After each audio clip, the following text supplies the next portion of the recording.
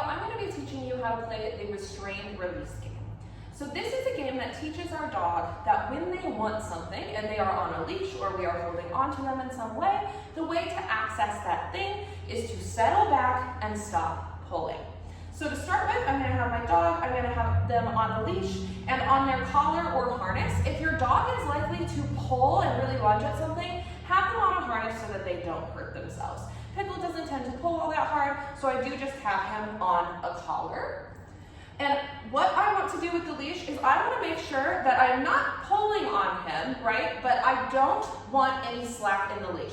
If there's slack on the leash when I throw this, he's going to move forward. And if I were then to be holding steady to it instead of letting it through my hands like that, he would clothesline himself when he hits the end, right? So if I have that slack on the leash and I throw that, your dog is going to hit the end, really jerk themselves backwards, and that's not what I want here.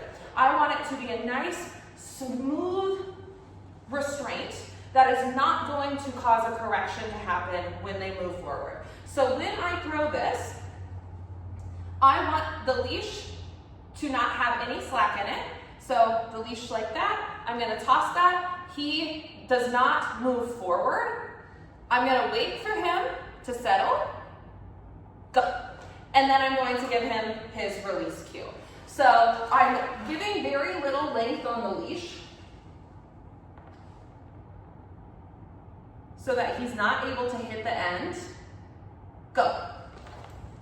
And then I am releasing that tension in the leash and then releasing him to go get it. So he is learning that the way to move forward towards what you want is to wait patiently and lay down. Go. And then I am releasing him. So this can be applied then in the future when he sees another dog or something that he wants. He knows that the way that he can access that thing is to lay down, because I might then let him go and move towards it so that he is not then straining at the end of the leash trying to get to stuff. Go. And then if it's something that I can't allow him to go to, at that point I can ask him to turn away, I can redirect him onto something else. I don't always have to release him to those things, but this helps give him the skill to not be straining, not be barking, not be pulling towards the things that he wants.